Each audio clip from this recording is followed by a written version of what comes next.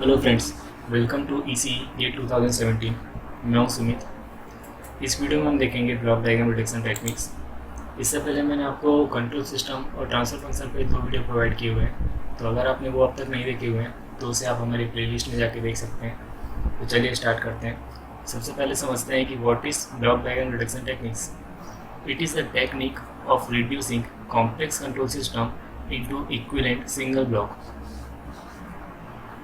Block diagram reduction में हम क्या कर रहे हैं, एक कॉम्प्लेक्स कंट्रोल सिस्टम को एक सिंगल ब्लॉक में कन्वर्ट कर रहे हैं कुछ इस तरह से। हम ऐसा क्यों कर रहे हैं?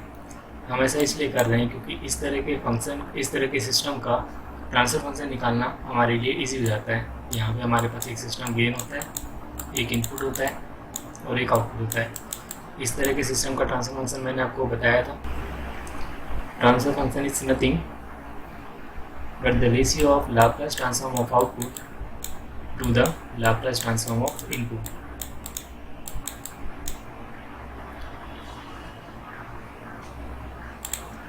ब्लॉक डायग्राम रिडक्शन के लिए हमारे पास कुछ टेक्निक्स हैं, कुछ रूल्स हैं। चलिए उसे डिस्कस कर लेते हैं। जो सबसे पहला रूल है हमारे पास वो है कि when blocks are connected in cascaded form. यहाँ पे आप देख सकते हैं 2 ब्लॉक्स कैस्केडेड फॉर्म में कनेक्टेड हैं या फिर एक सीरीज़ में कनेक्टेड है। ब्लॉक का मतलब कुछ नहीं होता है, ब्लॉक का मतलब होता है सिस्टम गेन, या फिर इसे हम बोल सकते हैं सिस्टम का ट्रांसफर फंक्शन। तो यहाँ पे हमें ओवरऑल सिस्टम का ट्रांसफर फंक्शन निकालना है। तो ओवरऑल ट्रांसफर फंक्शन निकालने के लिए हम पहले फर्स्ट सिस्टम को देखते हैं, इस सिस्टम को। यहाँ पे हमारे पास सिस्टम का गेन है G1, इनपुट है RS एंड आउटपुट है C1। तो यहाँ पे हमारा जो ट्रांसफर फंक्शन निकलेगा वो होगा G1 = C1 divide by RS। अब हम इस सिस्टम को देखें। यहाँ पे हमारे पास इनपुट होगा C1 और आउटपुट होगा CS, और यहाँ पे हमारे पास ट्रांसफर फंक्शन है G2। तो यहाँ से अगर हम ट्रांसफर फंक्शन निकालें तो हमें मिलेगा CS डिवाइड बाई C1। अब इन दोनों इक्वेशन को आप देखिए, इन दोनों इक्वेशन को मैं मल्टीप्लाई कराता हूँ तो हमारे पास मिलता है ओवरऑल सिस्टम का ट्रांसफर फंक्शन, वो होगा G1 × G2। तो यहाँ से एक कंक्लूजन निकलता है कि when 2 or more systems are connected in cascaded form or in series, then it can be reduces into a single block by multiplying all the system gains. Second rule है हमारे पास when systems are connected in parallel। यहाँ पे आप देख सकते हैं 2 system है जिनका गेन G1 एंड G2 है, पैरेलली कनेक्टेड है। यहाँ पे आप ओवरऑल आउटपुट देखें तो वो होगा C1 + C2। यहाँ से C1 क्या होगा, इस सिस्टम से देखिए, जब भी सिस्टम पैरेलल में कनेक्टेड होते हैं तो उसमें इनपुट एक ही होता है। इस सिस्टम के लिए भी इनपुट हमारे लिए RS होगा और इस सिस्टम के लिए भी हमारे पास इनपुट RS होगा। तो यहाँ से अगर हम आउटपुट कैलकुलेट करें तो हमें मिलेगा C1 = G1 × RS। अब यहाँ से अगर हम आउटपुट देखें तो हमें मिलेगा C2 = G2 × RS। तो यहाँ पे मैंने ऐसे इस इक्वेशन में इनकी वैल्यू रखी तो मुझे मिलेगा ओवरऑल आउटपुट, तो मुझे मिलेगा overall transfer function G1 + G2। अगर यहाँ पे सपोज कि यहाँ पे प्लस की जगह माइनस साइन होता तो हमारे पास जो ओवरऑल आउटपुट होता वो होता C1 - C2। इस केस में हम ट्रांसफर फंक्शन निकालते हैं तो हमारे पास ओवरऑल ट्रांसफर फंक्शन निकलता G1 - G2। तो जब भी सिस्टम पैरेलली कनेक्टेड होते हैं तो उनके ट्रांसफर फंक्शंस का एडिशन या फिर सब्ट्रैक्शन होता है according to sign of summing point. चलिए आइए अब तीसरा रूल देखते हैं। थर्ड रूल है moving take off point before और आफ्टर द ब्लॉक।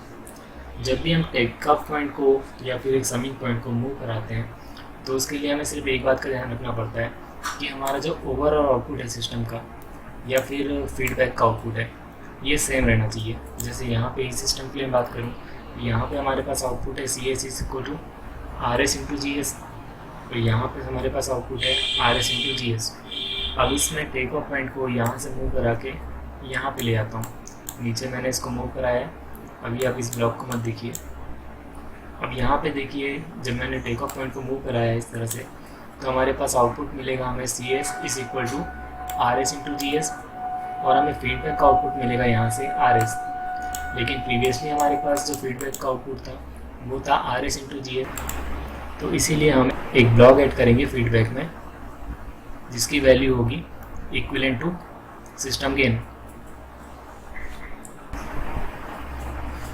तो यहाँ से कंक्लूजन निकलता है कि जब भी हम फीडबैक को मूव कराते हैं बिफोर द ब्लॉक, तो हम एक फीडबैक में या फिर इस टेक ऑफ पॉइंट में एक ब्लॉक का मल्टीप्लाई कराते हैं जिसकी वैल्यू होती है इक्विवेलेंट टू सिस्टम गेन। इसी तरह से जब हम टेक ऑफ पॉइंट को मूव कराते हैं आफ्टर द ब्लॉक, यहाँ पे इस डायग्राम में देखिए, अब मैं इस टेक ऑफ पॉइंट को यहाँ पे आफ्टर द ब्लॉक मूव कराऊंगा। तो यहाँ पे हमारे पास जो अभी सिस्टम का आउटपुट है वो है are S into G S, और यहाँ पे जो फीडबैक का आउटपुट है वो होगा आर एस। जब यहाँ पे मैं मूव करा लेता हूँ और इस ब्लॉक को मैं देखिए, तो यहाँ पे हमारे पास आउटपुट होगा C S is equal to R S into G S, और हमारे पास जो फीडबैक का आउटपुट होगा वो होगा are S into G S. लेकिन प्रीवियसली हम देखें यहाँ पे हमारे पास आउटपुट था सिर्फ आर एस। तो यहाँ से जी एस को एलिमिनेट करने के लिए हम एक ब्लॉक ऐड करेंगे टेक ऑफ पॉइंट में जिसकी वैल्यू होगी 1/GS।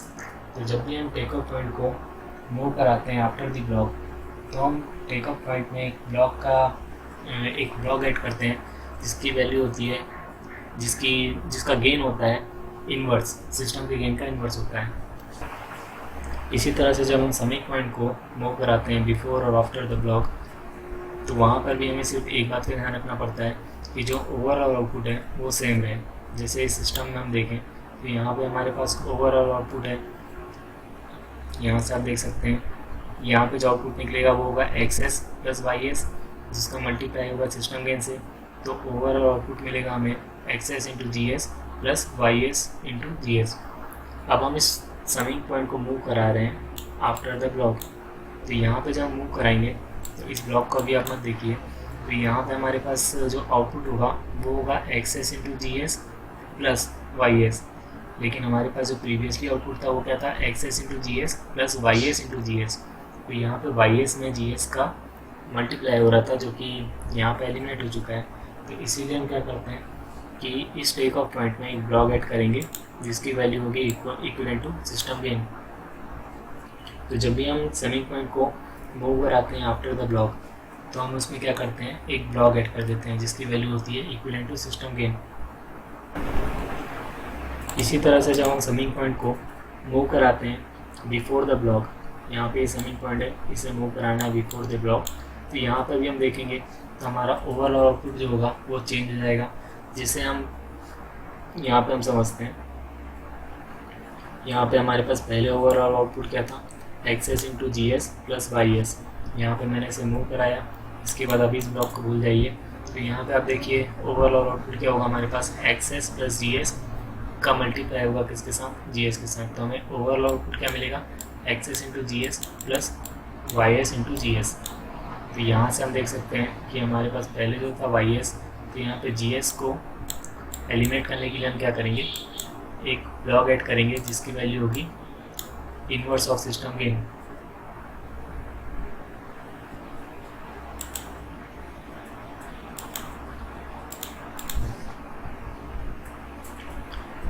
अब हमारे पास यहाँ पे दो और रूल है कि when summing points are connected in series then it can be interchange. यहाँ पे आप देख सकते हैं हमारे पास दो समिंग पॉइंट है, इनको हम इंटरचेंज कर सकते हैं। इंटरचेंज करने की कंडीशन यही होती है कि हमारा जो ओवरऑल आउटपुट होता है वो सेम रहे। यहाँ पे आप देख सकते हैं कि यहाँ पे समिंग पॉइंट का एक इनपुट है x, यहाँ पे एक इनपुट है y। तो यहाँ पे हमें ओवरऑल आउटपुट क्या मिलेगा, x माइनस वाई। तो यहाँ पे जब यहाँ से बाहर निकलेगा तो हमें क्या मिलेगा, x minus Y minus Z. अब हम समिंग पॉइंट को इंटरचेंज करते हैं। समिंग पॉइंट को इंटरचेंज करने के बाद भी हम जब देखेंगे तो आपका जो ओवरऑल आउटपुट था वो सेम रहेगा। इसी तरह से हम समिंग पॉइंट को, अगर समिंग पॉइंट में दो से ज़्यादा इनपुट होते हैं तो हम उसे स्प्लिट करके भी लिख सकते हैं। जैसे यहाँ पे एक समिंग पॉइंट है, यहाँ पे इसके तीन इनपुट हैं x, y एंड z। यहाँ पे मैंने इसे स्प्लिट करके दो समिंग पॉइंट में लिखा हुआ है, ये देख सकते हैं। तो इसका भी जब हम ओवरऑल आउटपुट निकालेंगे तो हमें मिलेगा x minus Y minus Z, जो कि प्रीवियसली था x minus Y minus Z. तो जब भी हम समिंग पॉइंट को, तो यहाँ से कंक्लूजन निकलता है कि जब भी समिंग पॉइंट सीरीज में होते हैं तो हम उसे इंटरचेंज कर सकते हैं। या फिर जब भी समिंग पॉइंट में 2 से ज़्यादा इनपुट होते हैं तो हम उसे स्प्लिट करके भी लिख सकते हैं 2 या 2 से अधिक समिंग पॉइंट में। इसके बाद जो सबसे कंफ्यूजिंग पॉइंट होता है स्टूडेंट के लिए वो होता है कि टेक ऑफ पॉइंट को मूव कराना आफ्टर और बिफोर द समिंग पॉइंट। यहाँ पे भी हमें बस एक ही बात का ध्यान रखना पड़ता है कि हमारा जो ओवरऑल आउटपुट है वो सेम रहे। यहाँ पे मैं आपको एक और चीज़ बताने वाला हूँ कि जब भी हम टेक ऑफ पॉइंट को मूव कराते हैं बिफोर और आफ्टर, चाहे ब्लॉक के मूव कराएं या फिर समिंग पॉइंट के बिफोर या आफ्टर मूव कराएं, तो हमारा जो ओवरऑल आउटपुट होता है वो कभी भी चेंज नहीं होता है।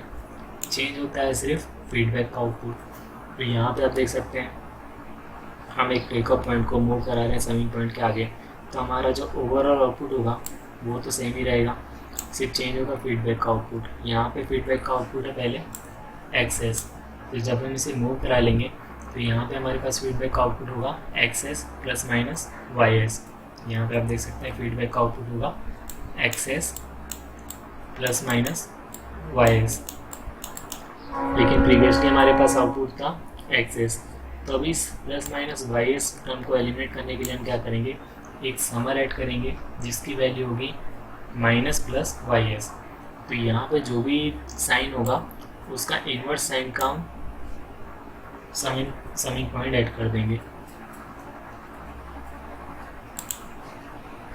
इसी तरह से जब हम टेक ऑफ पॉइंट को बिफोर ले आते हैं समिंग पॉइंट के, तो यहाँ पे भी हमारा जो ओवरऑल आउटपुट होगा वो चेंज नहीं होगा।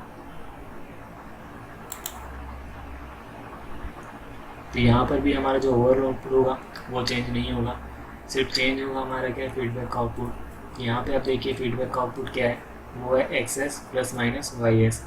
तो जब हम इसे मूव कराते हैं तो यहाँ पे आप देखिए फीडबैक का आउटपुट क्या होगा, वो होगा एक्सेस। तो यहाँ पे हमें plus minus Y S add करना है, तो इसके लिए हम क्या करते हैं, एक समर ऐड करते हैं जिसकी वैल्यू होगी plus minus Y S. So that is all about the rules of block diagram reduction technique. इसके कुछ क्वेश्चंस भी होंगे जो मैं आगे आपको वीडियो में बताने वाला हूँ। तो अगर आपको मेरा वीडियो अच्छा लगा तो इसे प्लीज़ लाइक कीजिए, सब्सक्राइब कीजिए और अपने ज़्यादा से ज़्यादा दोस्तों को शेयर कीजिए। Thank you.